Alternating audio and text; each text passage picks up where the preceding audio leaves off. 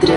Nama saya Logadarishini Wirasami. Tajuk yang kumpulan kami dipilih adalah konsep insan seimbang di bawah topik konsep seimbang. Pembangunan insan adalah satu proses membentuk dan mendidik manusia secara holistik dan seimbang. Ia merangkumi aspek jasmani, emosi, rohani, intelektual, sosial dan fizikal untuk kepentingan duniawi dan ukrawi. Hal ini dapat dilihat dalam kehidupan harian atau tingkah laku seorang individu yang mempunyai fikiran dan jiwa yang tenteram. Konsep insan seimbang ini boleh dikaitkan dengan suatu isu semasa yang hangat di Malaysia, iaitu kematian seorang mangsa pelajar Universiti Pertahanan Malaysia Zulfarhan Osman Zulkarnain. Kematian beliau ialah sebuah kes jenayah yang melibatkan pendarahan melalui tekapan serta dikawal terhadap badannya secara berulang kali serta pukulan-pukulan oleh sekumpulan pelajar sealiran atas tuduhan pencurian sebuah komputer riba. Zulfarhan cedera parah akibat perbuatan tersebut dan meninggal dunia pada 1 Jun 2017. Kes ini kemudian memperoleh perhatian negara sebagai suatu insiden buli secara ekstrim dalam persekitaran asrama.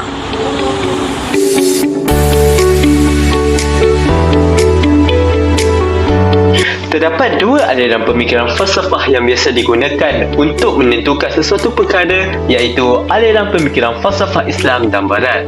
Bagi aliran pemikiran falsafah Islam, aliran pemikiran ini bersumberkan akal dan wahyu yang digunakan untuk menentukan sesuatu hukum yang berteraskan hukum yang telah ditetapkan dalam Al-Quran, di mana akal digunakan untuk menyiasat tentang kesahihan bukti kesalahan jenayah tersebut dan wahyu digunakan untuk menentukan hukum yang setimpal bagi pesalah.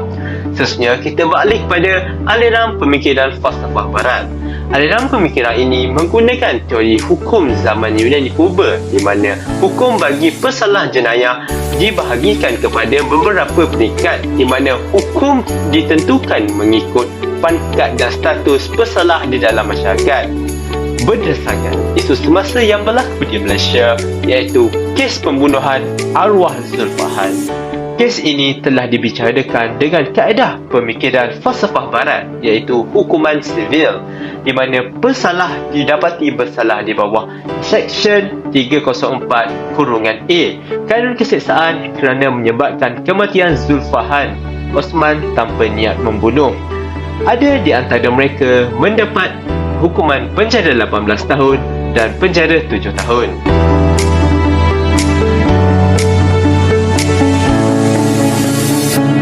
Komunikasi sosial dan tanggungjawab sosial merupakan elemen yang penting dalam bentuk insan seimbang. Berdasarkan isu kematian Zulfarhan, terdapat beberapa orang saksi yang hadir ke mahkamah untuk memberikan keterangan berkaitan isu kematian beliau. Ini jelas membuktikan bahawa elemen komunikasi dan tanggungjawab dalam diri seorang individu itu dapat membentuk insan seimbang, kerana ianya dapat melahirkan keberanian untuk tampil bersuara di hadapan khalayak ramai untuk memberikan keterangan. Dengan ini, mereka yang bersalah akan menerima hukuman yang setimpal dengan perbuatan mereka. Kita sebagai rakyat Malaysia yang bertanggungjawab sepatutnya tidak menganggap remeh perkara ini dan segera bertindak demi kepentingan bersama. Tindakan ini dapat melahirkan rakyat Malaysia yang berilmu, bertanggungjawab dan berkeupayaan mencapai kesejahteraan diri serta memberikan sumbangan terhadap keharmonian dan kemakmuran masyarakat dan negara.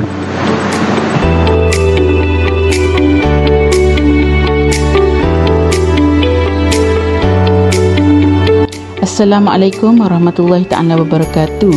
Konsep insan seimbang terbahagi kepada 4 bahagian, iaitu jasmani, emosi, rohani dan intelektual. Emosi adalah suatu reaksi tubuh menghadapi situasi tertentu. Hal ini dapat kita kaitkan dengan isu kematian Zulfarhan, pelajar UPNM. Kejadian yang begitu menyayat hati ini telah meninggalkan impak emosi yang begitu besar terhadap keluarganya dan juga masyarakat sekeliling. Selain itu, intelektual membawa maksud kemampuan berfikir dan memahami.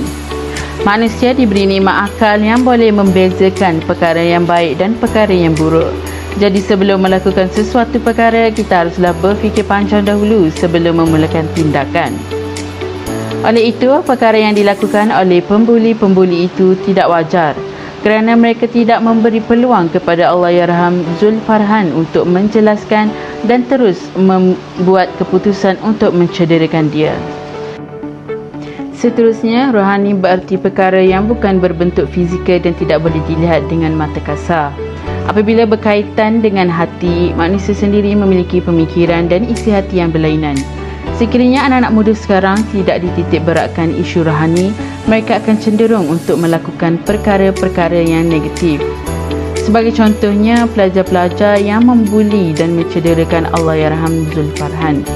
Mereka melakukannya tanpa belas kasihan terhadap mangsa.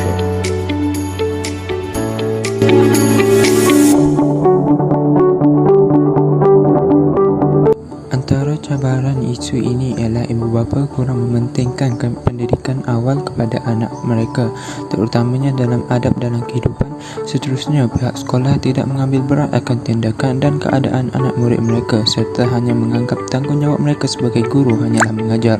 Akhir sekali, pemikiran masyarakat di sekitar mangsa yang menganggap situasi tersebut hanya sekadar jenaka atau gurau senda antara sahabat menyebabkan keadaan mangsa semakin teruk.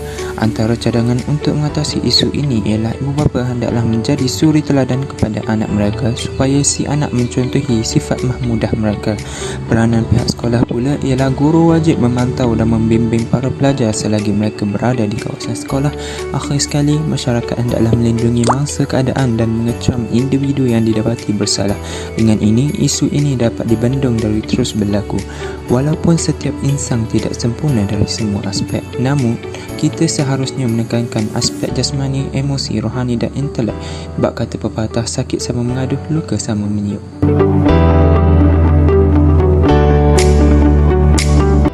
Sebagai pelajar sains perubatan dan kesihatan, saya yakin bahawa setiap rekod pesakit dan keterangan pengamal perubatan amat penting di mahkamah kerana ia adalah sebahagian daripada penentuan penghakiman seperti kes pembunuhan arwah Zulfarhan.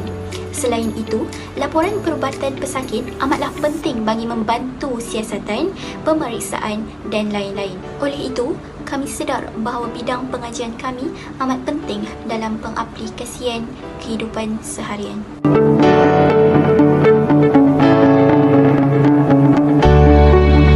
Kesimpulannya, konsep insan seimbang adalah penting bagi setiap individu untuk membina sesebuah negara yang maju ke hadapan. Setiap individu bertanggungjawab untuk berusaha menjadi insan yang seimbang dari segi jasmani, emosi, rohani dan intelek. Tidak kiralah kita memegang aliran pemikiran falsafah mana sekalipun, sama ada Islam maupun Barat, tunjang utama falsafah adalah untuk menjadi insan yang cinta akan ilmu. Maka, semua aliran itu menggalakkan kita supaya menjadi seorang insan yang lebih baik pada masa hadapan. Kita dapat lihat di sini bahawa sekiranya semua manusia memiliki ciri insan seimbang, pasti negara akan terhindar dari perkara-perkara negatif yang akan memberi impak kepada diri, keluarga, agama, bangsa dan negara. Akhir kata, saya berharap agar semua pihak cakna dan bertindak segera untuk memajukan diri dan menerapkan nilai-nilai positif dalam diri demi mengecapi ketenangan jiwa dan keharmonian negara. Sekian, wabillahi taufik wal hidayah.